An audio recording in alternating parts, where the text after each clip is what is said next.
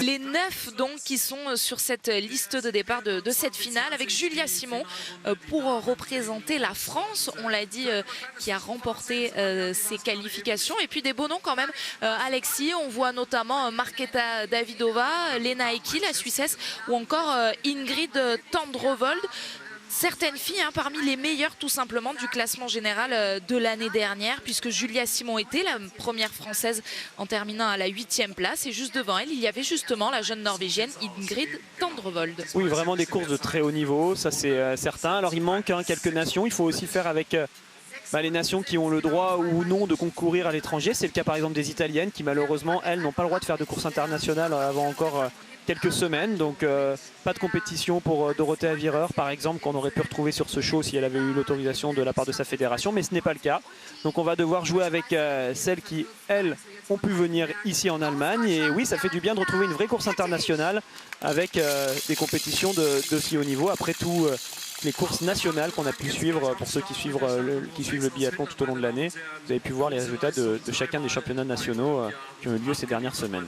C'est en train de se mettre en place doucement dans ce très joli site de Wiesbaden. On va faire un point également sur les conditions de course, puisque c'est assez particulier. Il n'y a pas de neige, vous le voyez bien. C'est donc sur des skis à roulettes. Et on va vivre, Alexis, un format lui aussi particulier, dit de mass start. Il y aura 6 tours à faire dans la ville. Vous le voyez, on est vraiment en centre-ville. Et 5 tirs, 2 tirs couchés et 3 tirs debout, avec à chaque fois ces particularités, balles de pioche et cette fameuse prison. Et oui, on est en ski à roulette. Alors en ski à roulette, vous l'avez vu l'année dernière par exemple sur le Martin Fourcade Nordic Festival qu'on avait organisé à Annecy avec Martin Fourcade. Cette année, on voulait l'organiser, mais malheureusement, on a dû l'annuler comme beaucoup d'événements en France. On espère se retrouver à Annecy dès l'année prochaine. Mais oui, c'est un format où on utilise des skis à roulettes qui reproduisent très fidèlement le geste du ski skating. Donc pas de problème pour les biathlètes, ils vont évoluer vraiment dans leur style de prédilection en skating, en pas de patineur. Et c'est vraiment extrêmement similaire. Les cibles sont à la même distance. Les seules différences, voilà, c'est que c'est du goudron, donc forcément il ne faut pas tomber, sinon ça fait un peu plus mal. Et puis on est beaucoup moins d'athlètes. Et on se retrouve aussi sur ces carrés de plastique là qu'on voit à l'image, où il faut faire quand même attention. C'est un revêtement qui est spécialement glissant. On voit qu'il n'a pas fait très très beau, il peut y avoir un peu d'eau à des endroits, donc il va falloir que les athlètes soient bien vigilantes pour ne pas se retrouver au sol sur toutes ces parties de pro-track, c'est comme ça qu'on appelle ça, ce revêtement en plastique. Et il faudra évoluer correctement pour arriver sur l'ensemble de ces tirs, où vous l'avez dit Anne-Sophie, il y aura 6 tours à suivre avec 5 tirs. Ouais, c'est ça, 3 balles de pioche donc pour chaque tir. Et puis si ces balles de pioche n'ont pas suffi, eh bien il faudra passer par la case prison, cette penalty box. Il est vrai qu'on l'avait vu sur le Martin Fourcade Nordic Festival, 10 secondes pour chaque cible qui n'aurait pas basculé. Marketa Davidova à l'image, la jeune tchèque qu'on a attendu beaucoup la saison passée, après une seule victoire, c'était au sprint d'Antols il y a 2 ans. Alors est-ce qu'on doit attendre beaucoup de cette course aujourd'hui, Alexis? On est encore en prise de repère avant l'hiver, ou c'est quand même le moment déjà de marquer les esprits? Cette course elle va être intéressante dans le sens où déjà c'est un entraînement, on le dit à chaque fois avec ces événements d'été, ça y est, la course vient de partir pour cette Mass Start féminine. C'est une course dans l'ensemble qui est intéressante pour l'entraînement, pour peaufiner l'entraînement en vue de la saison. On est à 2 mois de l'ouverture de cette saison, donc il faut commencer à prendre des points de repère à haute intensité, et pour ça ce genre de course est vraiment un très bon entraînement.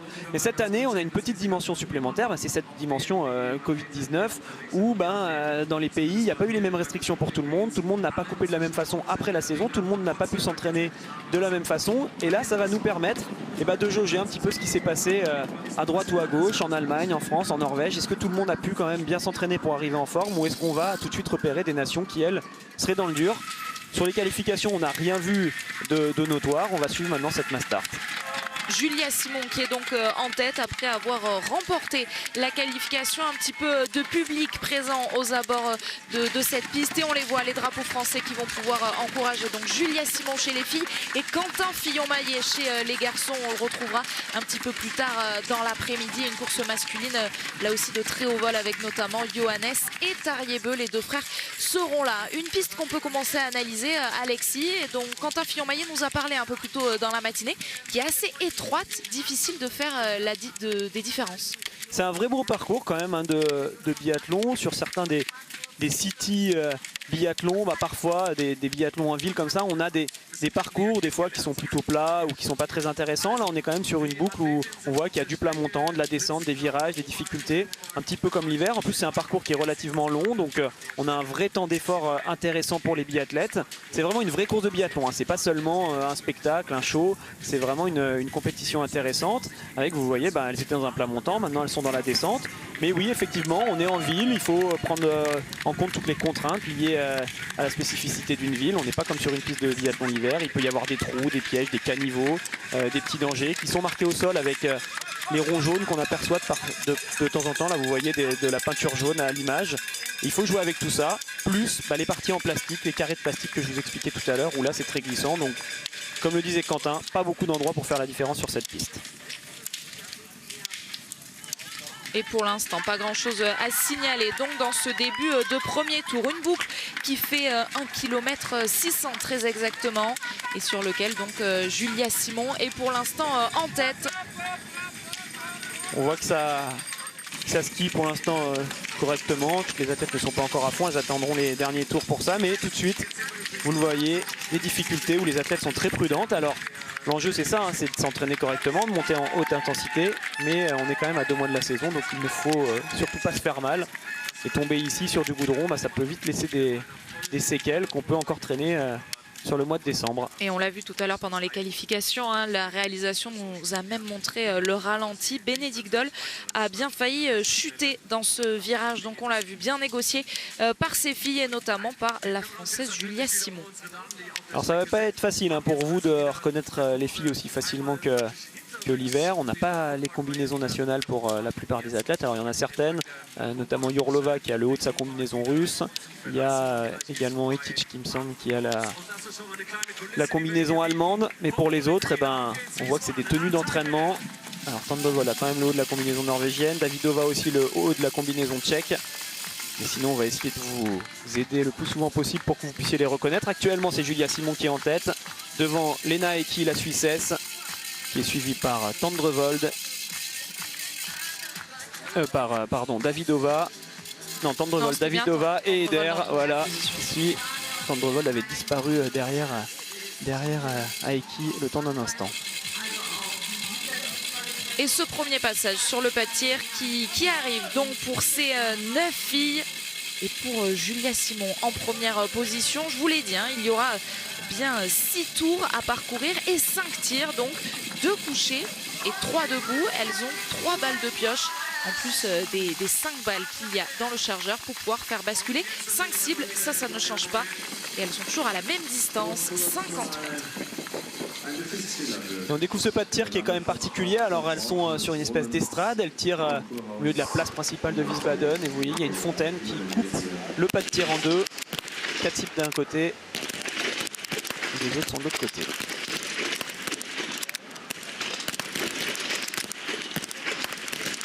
Qu'il est beau ce 5 sur 5 pour Julia Simon. Et Katerina Yurlova a également réussi le sans faute. Davidova les imite comme Claire Egan. En revanche, il y a des erreurs et parfois beaucoup d'erreurs pour d'autres athlètes. Ça allait très vite pour Julia qui va se retrouver toute seule en tête, car celles qui ont également fait le 5 sur 5 étaient plus loin sur le pas de tir, donc elles vont forcément mettre plus de temps pour ressortir de celui-ci. Et donc Julia a déjà quasiment 7 secondes d'avance sur Davidova et Claire Egan qui sont juste derrière. On va voir où est passée la Russe qui avait pourtant bien tiré, il me semble. Elle est là, Yurlova. Et pour certaines de ces athlètes, on va tout de suite aller notamment pour les 2 Allemandes. La Suissesse qui est là, et Naeki. On se retrouve dans la penalty box. Cette prison où on doit rester bloqué quelques secondes avant d'avoir le droit de repartir. Avec ce chrono, donc 10 secondes par cible qui n'a pas basculé. C'est donc le cas pour ces 2 Allemandes, Janina Etic et Maren Hammerschmidt. On fait souvent le choix sur ces city biathlons de passer par une penalty box plutôt qu'un anneau de pénalité. Encore une fois, par manque de place, c'est plus pratique en termes logistiques de faire une penalty box comme ça que d'aller faire un anneau de pénalité de 150 mètres. Il faut trouver la place. En plus, tourner en ski roue, c'est pas toujours très facile. Donc il faudrait que le tour de pénalité soit vraiment tout plat, tout bien fait. C'est pas toujours évident à faire. Les organisateurs sont donc passés par cette solution. Et c'était un début de course donc impeccable pour Julia Simon qui est ressortie en tête. Alors à la sortie du pas de tir, vous le voyez, un peu plus de 6 secondes face à la Tchèque Markéta Davidová. On va voir ce que ça donne sur la piste. Elle est bien devant, toujours pas rejointe Julia Simon. Et ça nous fait plaisir à voir ces images puisqu'elle nous l'a confié hier. Hein. C'est l'occasion, cette course, de valider les points techniques et notamment derrière cette carabine, ça lui tient à cœur. C'est vraiment ça l'enjeu de cette course pour Julia Simon. C'est bien sûr de retrouver des sensations physiques, de monter en intensité, on en a parlé tout à l'heure, mais c'est avant tout de travailler son tir. Les athlètes s'entraînent quasiment tous les jours en tir, ils font au moins entre 5 et 6 séances par semaine. Donc voilà, ils sont très souvent derrière la carabine. Par contre, ils sont très souvent derrière la carabine en mode entraînement. Donc ça veut dire qu'ils n'ont pas le cœur qui a des pulsations cardiaques très élevées. En tout cas, pas les mêmes fréquences cardiaques que ce qu'on peut avoir pendant une vraie course l'hiver. Et ces situations où on est vraiment en mode course à 100%, où on a le rythme cardiaque, la pression des adversaires et tout ça, et bien finalement on le retrouve très rarement à l'entraînement. Donc quand on a une opportunité d'aller participer à une belle course comme ça vaut le coup, parce que c'est vraiment des points de repère qui pourront servir à Julia dès que la saison va recommencer. Et elle parlait notamment, Julia, hier, de calmer son tir en couché. C'est plus important encore que le debout. Est-ce qu'on peut déjà en parler, Alexis, par rapport à ce qu'on sait de Julia Simon et ce qu'on a vu peut-être il y a quelques minutes déjà sur ce tir couché et pendant les qualifs? Alors on voit peut-être une chute dans ce fameux virage dont on vous parlait tout à l'heure, qui a été compliqué également pour Bénédicte Doll, mais non, ça a l'air d'être bien négocié pour la Russe. Ouais, l'organisateur qui veut nous faire peur et nous montrer par contre la difficulté de ce virage. Donc oui, pour revenir au tir de Julia, effectivement Julia c'est quelqu'un, je disais tout à l'heure en début de course, qui tire très vite, là-dessus il n'y a pas de problème. Par contre justement sur le tir couché qui est un tir vraiment de précision, contrairement au tir debout qui est un tir de mouvement, où là elle laisse parler le naturel, et où en gros dès qu'elle voit un petit peu un bout de la cible noire, elle tire tout de suite. Sur le couché, il faut parfois accepter de rester sur une visée qui est légèrement plus longue au moment où on est prêt à tirer. Ça veut dire qu'en fait l'athlète il va viser derrière sa carabine, il va respirer en même temps, au bout d'un moment il va décider de commencer à tirer, donc il va appuyer sur sa détente et en même temps il va couper sa respiration. Il y a des athlètes comme Julia qui font quasiment tout en même temps. À peine elle arrête de respirer, elle appuie très vite sur sa détente et le coup part tout de suite. Là l'enjeu pour elle sur cette période d'entraînement qui a eu lieu depuis le mois de mai, ça a été d'essayer de casser un peu ce schéma pour ralentir son tir et faire une visée qui est légèrement plus longue afin de se donner un petit peu plus de marge et d'avoir un tir plus précis. Donc c'est quand même beaucoup de choses qu'il faut changer parce que c'est la synchronisation avec le lâcher, avec la respiration, avec tout ce qu'il y a à assembler. Mais Julia, elle pourra trouver cette régularité au niveau du tir sur son coucher seulement en faisant des exercices grandeur nature comme elle le fait aujourd'hui. Et pour l'instant, ça s'est bien passé sur le premier tir. Et le deuxième tir, justement, deuxième sur 5 tirs, c'est à nouveau un coucher.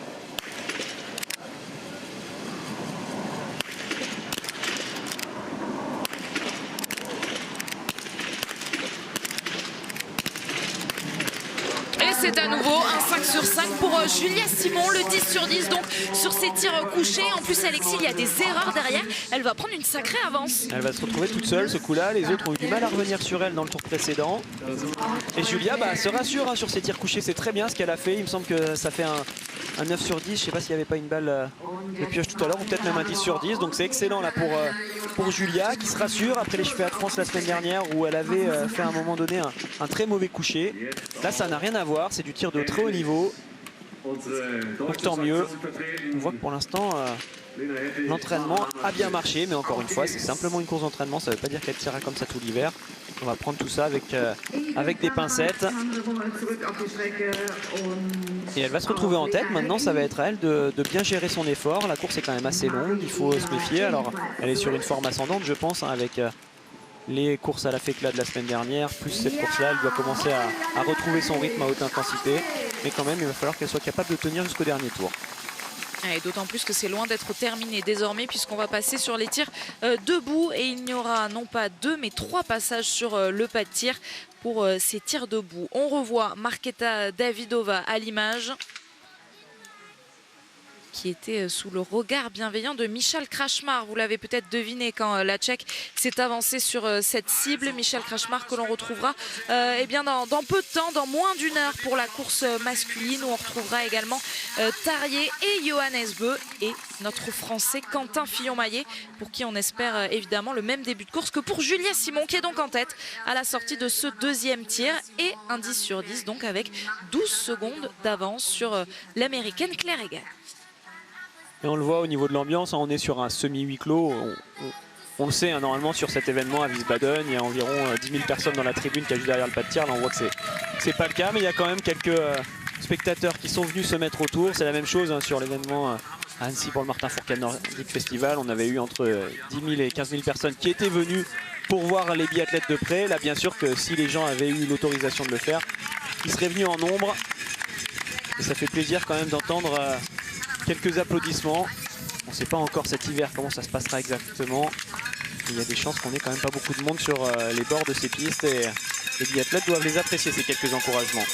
J-62 avant la première course de l'hiver. Notez bien ce rendez-vous. Le calendrier est tombé hier. On commencera donc comme convenu avec une première course le 28 novembre. Ce sera un individuel et ce sera à Kontiolahti en Finlande. Attention ce virage pour Julia Simon. Et puis on enchaînera sur 2 semaines en fait en Finlande. On passera ensuite à Orfilsen, là aussi pour 2 semaines. C'est la nouvelle, c'est tombé hier et ça nous fend le cœur, mais il n'y aura donc pas d'étape de Coupe du Monde cette année au Grand Bornand. Il faudra attendre 2021. En revanche, on a la quasi-certitude, en tout cas pour l'instant le calendrier tient, d'avoir 4 magnifiques étapes de biathlon sur la chaîne L'Équipe, donc à partir du 28 novembre. Oui, effectivement, c'est triste, hein, malheureusement pour nous tous, de ne pas pouvoir aller au Grand Bornand. On aurait aimé le faire. On revoit le beau virage bien négocié avec de l'engagement hein, pour Julia, qui passe beaucoup plus vite que Claire Egan, par exemple, qui elle est vraiment en chasse-neige. Julia, elle nous le dit souvent, elle aime les descentes. Elle s'entraîne en VTT de descente assez régulièrement. Donc on le retrouve bien là, cet engagement. Et oui, le Grand Bornand, on aurait aimé y être. Malheureusement, il a fallu prendre des décisions. Hein. Ce n'est pas uniquement des décisions françaises de l'organisation, c'est une décision globale avec l'IBU, avec tout le monde. L'important pour l'IBU, c'est avant tout de pouvoir garder le nombre de courses qui était prévu au début, au moment où ils ont fait le calendrier. Il va bien sûr, pour des raisons logistiques et surtout des raisons sanitaires, il va falloir limiter les déplacements. Donc on peut trouver ces décisions finalement assez logiques hein, de faire un bloc de 2 semaines sur le site de Kontiolahti, puis un bloc de 2 semaines en Autriche. Ça évitera d'avoir potentiellement des déplacements où les athlètes peuvent tomber malades, où le staff peut tomber malade. Et c'est comme ça qu'on arrivera à faire la saison correctement pour les biathlètes. Et finalement, oui, on retournera commencer cet hiver à l'endroit où on l'a terminé l'année dernière. Ouais. Puisque la finale à Oslo avait été annulée. Et on garde plutôt de bons souvenirs de cette étape à Kontiolahti, malgré évidemment toutes les émotions liées notamment à cette fin de saison, à la fin de carrière de Martin Fourcade. Mais si vous vous souvenez bien, on a vécu quand même une très belle dernière course côté français. Alors les Français, est-ce qu'ils vont nous réjouir aujourd'hui aussi avec Quentin Fillon-Maillet chez les garçons, avec Julia Simon sur le pas de tir? Je ne vais pas finir ma phrase, qu'elle aura déjà fini ce tir debout incroyable, un nouveau 5 sur 5. Là, Julia, elle se fait plaisir. Elle se fait vraiment plaisir parce qu'elle a gardé cette belle vitesse, mais elle passe par des beaux scores. C'est excellent pour l'instant ce qu'elle fait. Il va encore falloir tenir. Il reste 2 debout.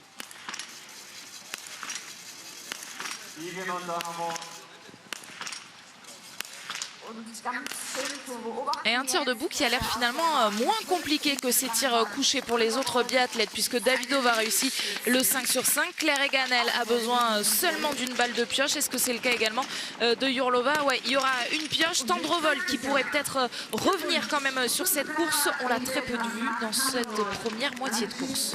On est en général sur des courses où les athlètes peuvent assez bien tirer, car ils sont sur une période d'entraînement où ils touchent très souvent la carabine, alors que l'hiver, forcément, on tire un peu moins. On tire en compétition, mais on fait beaucoup moins de séances où on se concentre correctement sur son tir. C'est à chaque fois des tirs qu'on fait en compétition. Là, on voit qu'il y a quand même une belle qualité pour certaines. Et puis, il y a celles qui payent clairement le manque d'intensité. C'est quand même une des premières fois de l'année où elles retrouvent cette association du tir et de l'essoufflement très important. Donc, ce tir très essoufflé. Et c'est pour ça qu'on a ce contraste entre celles qui arrivent très bien, qui ont fait des super tirs. C'est le cas de Julia, c'est le cas de Davidova. Et puis d'autres qui ont beaucoup plus de mal dès le début, qui ne font que subir pour l'instant. C'est le cas Detich par exemple qu'on a à l'image.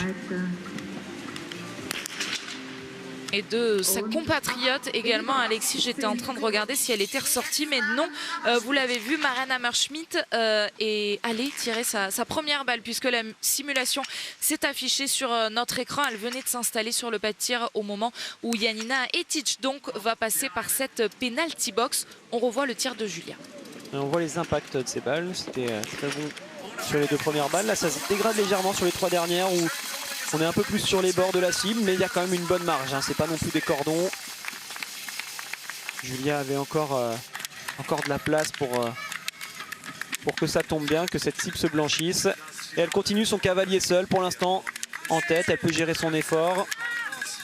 C'est intéressant également d'avoir évolué comme ça sur les skis roues. Alors l'effort du ski à roulette reproduit vraiment très fidèlement l'effort du ski de fond en skating. Allez, on va dire à 90% c'est la même chose. La seule petite différence, c'est que c'est un petit peu plus musculaire en ski à roulette. En ski de fond, on est sur la neige, on a souvent une bonne glisse. On a le temps de souffler un peu plus ou de profiter légèrement plus longtemps de ces phases de glisse. Là, les biathlètes utilisent des skis à roulettes qui ont des roulantes. Et ces roulantes, si on les pousse pas, si on pousse pas le ski roue, eh ben, on a tendance à perdre assez vite de la vitesse. Donc c'est vraiment un effort musculaire important. On est toujours obligé de pousser pour entretenir la vitesse qu'on a accumulée. L'écart est bien toujours là entre Markéta Davidova à l'image, la Tchèque, et Julia Simon, donc la Française en tête. Attention à ce virage une nouvelle fois.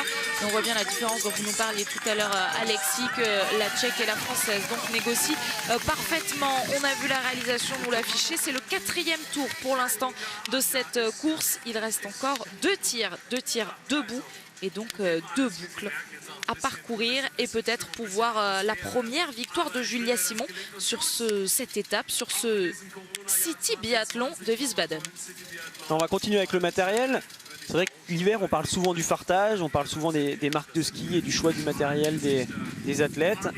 Ici, les compétitrices utilisent toutes les mêmes skis roues. Donc c'est des skis à roulettes qui appartiennent à l'organisation. C'est un parc de skis à roulettes où on va vraiment tester l'ensemble des skis à roulettes pour qu'ils soient réglés tous exactement pareil et qu'ils roulent tous de la même façon. Donc là, en gros, ça veut dire que normalement, au niveau de la glisse, au niveau du matériel qu'elles utilisent pour les skis roues, les athlètes ont exactement le même matériel. Donc on peut pas se dire bah oui, Julia va plus vite parce qu'elle a des skis roues qui roulent mieux. Non, normalement tout le monde roule exactement de la même façon. Et par contre les bâtons, elles utilisent leur marque de bâton qu'elles utilisent l'hiver. Et simplement on va changer les pointes, les paniers comme on appelle ça. Tout au bout du bâton, on a une pointe qui est utilisée uniquement l'été. C'est des pointes en tungstène qui ne cassent pas quand elles viennent au contact du goudron, alors que si on utilisait les mêmes paniers que l'hiver, on aurait tendance à casser les pointes de ces bâtons en permanence et du coup on aurait les bâtons qui ripent. Et c'est des précisions importantes, Alexis. Vous pouvez continuer de nous poser des questions avec le hashtag l'équipe biathlon pour tout savoir, alors qu'on voit l'entraîneur de tir de cette équipe de France et Julia donc sur ce 2e debout.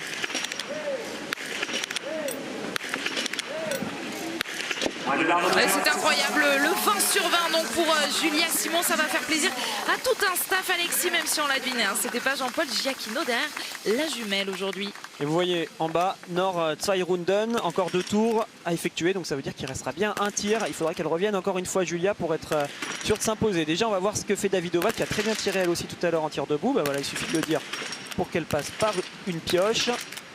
Donc ces extra balles qu'on vient récupérer sur la carabine et qu'on doit mettre directement dans le canon.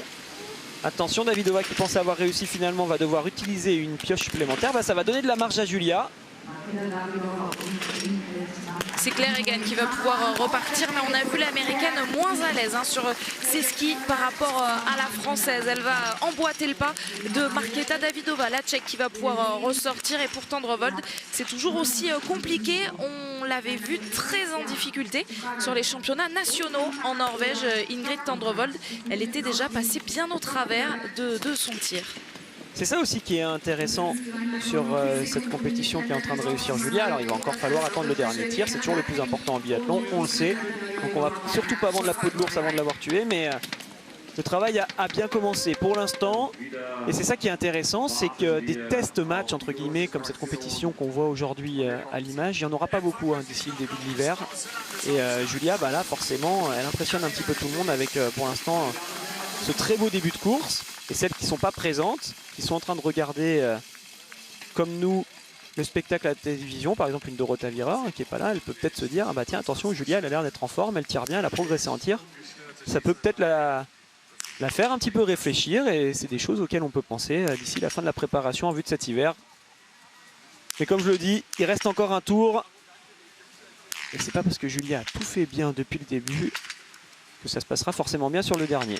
Et je garde un œil sur les réseaux sociaux évidemment et vos réactions. Et en parlant de Dorothea Wierer, Alexis, vous êtes nombreux à nous dire que Julia est en mode Dorothea aujourd'hui. Alors on la connaît cette vitesse de tir de Julia Simon, mais c'est vrai que là c'est parfaitement bien négocié avec un 20 sur 20 donc, mais il faut faire 25 sur 25 aujourd'hui puisque je vous le répète, il y a 5 passages sur le pas de tir. Les deux Allemandes qui malheureusement jouent aux dernières positions pour l'instant. Alors il n'y a pas la tribune derrière, donc il y a peut-être moins de pression au niveau du public.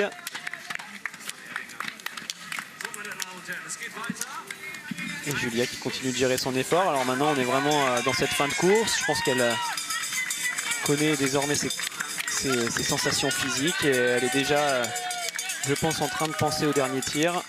Alors normalement les athlètes portent 4 chargeurs sur leur carabine. Il n'y a pas la place pour mettre 5 chargeurs sur une carabine de biathlon. Donc ça veut dire qu'à un moment donné, il va leur manquer un chargeur. Donc soit elles ont déjà récupéré dans la petite coupelle qui est à côté des cibles leur chargeur qui était préparé par leurs entraîneurs, les filles, ou soit elles vont le récupérer en arrivant sur le pas de tir. On va suivre ça avec attention au moment où Julia s'installera sur le tapis pour ce dernier debout. Et on a vu d'ailleurs tout à l'heure Alexis derrière la jumelle, un entraîneur, donc le staff de l'équipe de France n'était pas Jean-Paul Jacquinot, vous l'avez reconnu, il s'agissait bien de Patrick Favre. Oui, c'est Patrick qui est avec les athlètes, j'ai l'impression. Alors ça a changé plusieurs fois entre ceux qui devaient y aller et ceux qui ne devaient pas y aller. Mais là, oui, derrière la jumelle, j'avais bien l'impression que c'était Patrick qui était là pour les régler. On va en staff réduit sur ce genre d'événement. En plus, il faut le dire quand même, c'est des événements privés, donc ça veut dire que c'est aux athlètes de prendre en charge les éventuels coûts d'un staff ou alors à l'organisation, mais c'est pas la Fédération française de ski qui va payer pour que les athlètes puissent aller sur cette compétition. Une compétition donc que Julia Simon pourrait remporter pour sa première participation.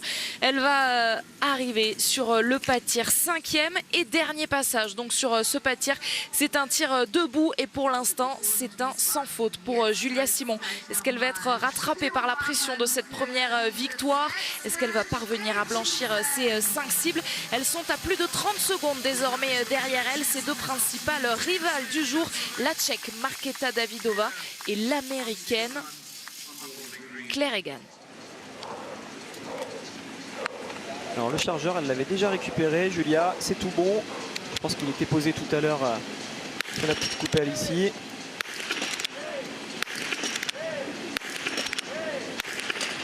Elle est magistrale aujourd'hui Julia Simon et elle va pouvoir aller s'envoler vers cette victoire sur le Wiesbaden 2020, 25 sur 25. On espère que ça va donner des idées à Quentin Fillon-Maillet qui est juste derrière et qui va partir à l'échauffement. Ouais, et Quentin qui a demandé à Patrick, elle a fait aucune faute, elle n'a pas loupé une balle, il était surpris. Non, elle a fait vraiment un super score Julia et je peux vous dire que si elle réussit à faire ça régulièrement cet hiver, forcément elle jouera aux avant-postes du classement général pendant toute la saison. Mais attention, les autres ont peut-être fait quelques erreurs, mais elles seront là aussi. On voit que Davidová tire quand même assez bien. Et cette fois, elle ne vous fait pas mentir, Alexis. Les 5 cibles ont bien basculé pour Markéta Davidová. Elle est pour aller chercher le podium. Plus de 30 secondes derrière Julia Simon. Il est où le capteur? Il est là, presque 40 donc secondes de retard pour Markéta Davidová sur Julia Simon. Claire Egan, l'américaine, pour aller chercher un podium, alors que certaines sont encore en difficulté sur ce pas de tir. C'est dur de se remettre dedans dans ce genre d'événement. Quand on a loupé le début et qu'on sait qu'on jouera plus le podium, il faut vraiment tout de suite repasser en mode entraînement, oublier la pression du résultat. Et on voit que les filles derrière ont du mal à le faire. Alors Julia, ça se voit sur les chronos. Tout à l'heure, elle avait 33 secondes d'avance avant le tir. Finalement, elle a 39 secondes. Donc ça veut dire qu'elle a repris du temps à tout le monde grâce à sa vitesse de tir. Pas simplement grâce au résultat, mais vraiment également avec le fait qu'elle est tirée extrêmement vite. Donc elle a vraiment de l'avance sur Davidova. Normalement, elle sera tranquille pour aller gagner cette course. Il va quand même falloir faire attention dans le virage de bien négocier tout ça. Tendrevold dans la prison box, ça va permettre à Jourlova de repasser devant. Avec un plan, Alexis, de la réalisation et une jambe blessée, un tibia blessé, on peut imaginer que Ingrid Tendrevold a chuté peut-être sur cette piste. Ouais, j'ai pas bien vu. Alors, est-ce que c'est une chute? Est-ce que c'est un bâton qui frotte?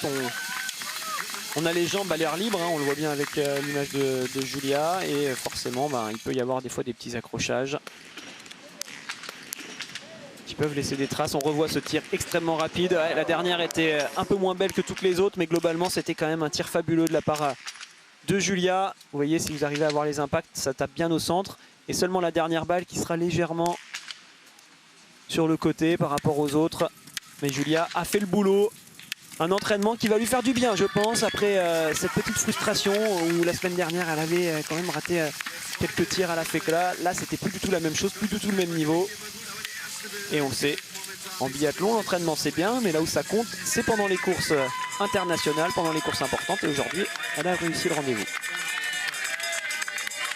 Et elle attendait justement de faire de bons tirs avec ce dossard sur le dos, avec la pression d'une course internationale. Elle nous l'a confié. Et bien voilà, c'est magnifiquement réussi pour Julia Simon qui signe un sans faute, non pas un 20 sur 20, mais un 25 sur 25. Je vous le disais, on espérait peut-être un match dans le match entre Julia, la française, 8e mondiale la saison passée, et Ingrid Tendrevold, 7e mondiale, elle, la saison passée. Et bien non, la Norvégienne, elle est bien passée à côté pour le coup. Et c'est pour l'instant Markéta Davidova et Claire Egan qui pourra accompagner Julia Simon sur le podium de ce City Biathlon à Wiesbaden. Est-ce que Claire Egan va venir mettre la pression à Davidova? J'ai pas l'impression. On la voyait tout à l'heure derrière là, elle est pas dans le champ de la caméra. Et il n'y a que du bien chez Julia là, sur ce qu'on a vu aujourd'hui. Un tir qui est forcément parfait avec ce 25 sur 25. Une rapidité de tir, d'exécution qui est toujours bien là. Et puis un beau ski, hein. Globalement je trouve qu'elle skie assez bien, Julia, tout en un temps, tout en puissance. Elle reste bien placée, on voit que ça se dégrade pas. Alors il faudra attendre de voir bien sûr les grandes montées qu'on aura l'hiver. Là c'était quand même vallonné mais relativement plat. En tout cas plein de signes positifs là pour continuer la préparation et aborder avec une belle envie ces 2 derniers mois de préparation.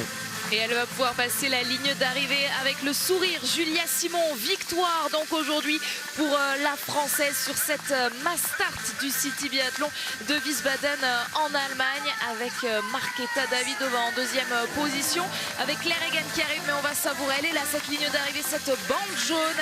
Et c'est une Française qui l'a franchie en première position. Victoire aujourd'hui de Julia Simon.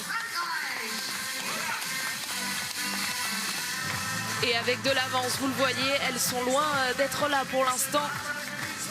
En 2e et en 3e position, le podium sera celui-ci. On ne voit personne arriver derrière l'américaine Claire Egan. Markéta Davidova, donc la tchèque, vient chercher une 2e place. On attend beaucoup de Markéta Davidova après sa toute première victoire et sa seule victoire il y a 2 ans à Antols. Et puis Claire Egan, l'américaine, qui vient donc en 3e position à 32 ans. C'est la même génération, hein, Julia et Davidova. C'est celle qu'on va voir de plus en plus aux avant-postes. Aiki qui avait fait une belle qualification, c'est un peu loupé en début de course là, sur cette mass start, mais finalement elle viendra terminer 4e. Et Der 5e. Voilà, des filles qu'on retrouvera forcément en forme cet hiver. Et on voit que les Allemands ont mis la musique à fond, mais ceux qui veulent comparer l'ambiance avec Wiesbaden l'année dernière, vous pouvez aller sur les réseaux sociaux de Martin Fourcade. On avait fait un épisode de sa web-série justement sur le show en Allemagne. Vous pourrez voir le contraste au niveau de la tribune qui normalement devrait y avoir derrière. Par contre la bière Et bien le rendez-vous dans le grand verre de la vainqueur pour Julia Simon. La bière dans les mains de Julia Simon, à consommer avec modération évidemment. La musique allemande dans les enceintes, elles font du bien, ces images de biathlon, et d'autant plus quand c'est une Française qui l'emporte comme aujourd'hui, alors qu'on voit le passage de la ligne pour Ekaterina Yurlova en 7e position. Et à 62 jours de la reprise de la saison, eh bien on ne va pas vous mentir, ça nous met du baume au cœur et on va le savourer ce podium quand même, avec Julia Simon donc en première position, et on l'espère que ça va inspirer Quentin Fillon-Maillet qui s'élancera lui dans un peu moins d'une demi-heure. Maintenant, les deux Allemandes malheureuses aujourd'hui qui vont peut-être se disputer la 8e place au sprint. Non, Janina Etic semble être devant Maren Hammerschmidt. Janina Etic qu'il faudra surveiller, c'est une athlète très jeune qui arrive sur cette équipe d'Allemagne. Est-ce qu'elle sera sur la Coupe du Monde tout l'hiver? Ça, on verra au début du mois de décembre.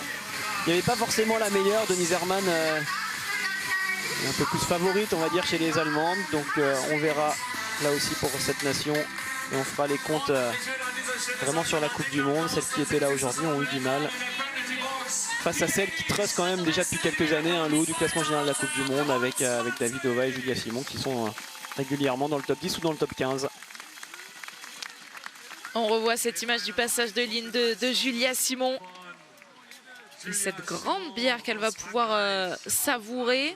Alors c'est une bière sans alcool, vous l'avez bien vu. Pour ceux qui parlent pas allemand, c'est le sponsor et qui avec la mention alcool-frei. Donc ça veut dire sans alcool évidemment. Alcool-free ? Elle va tout pouvoir boire alors. Elle devrait pouvoir tout boire. Alors normalement c'est un verre qu'on peut se partager, mais là je pense qu'avec les mesures actuelles, personne d'autre goûtera à son verre.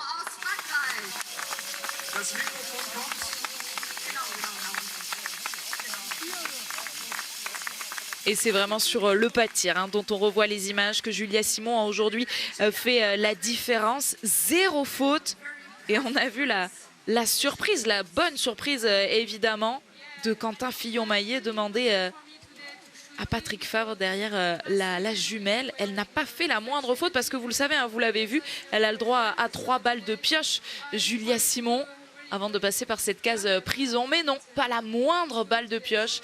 Juste un 25 sur 25 aujourd'hui pour Julia Simon. En 3e position, Claire Egan. Donc on revoit là aussi les jolies images au ralenti. Claire Egan qui va continuer, Alexis, peut-être elle aussi à signer quelques performances. Je le disais, c'est vrai, vous parliez de génération. Julia Simon, 23 ans. Marketa Davidova, 23 ans également. Et Claire Egan, elle, elle en a 32. Ouais, Claire Egan qui a investi pour les athlètes au niveau de l'IBU. Elle fait partie de la commission des athlètes. C'est elle qui fait un petit peu le lien entre justement les revendications de tous les participants aux Coupes du Monde, de toutes les nations, de tous les athlètes qu'on peut voir à l'image. Et c'est elle qui fait remonter tout ça auprès des officiels de l'IBU pour faire ce lien entre le terrain, le ressenti direct des compétiteurs et puis la bureaucratie de l'IBU, si on peut appeler ça comme ça, pour affiner en permanence ce qui peut être amélioré. Et donc en général c'est une athlète qui est plutôt appréciée, où tout le monde va la voir pour discuter justement ou faire passer des petits messages qu'elle fait ensuite remonter à l'IBU.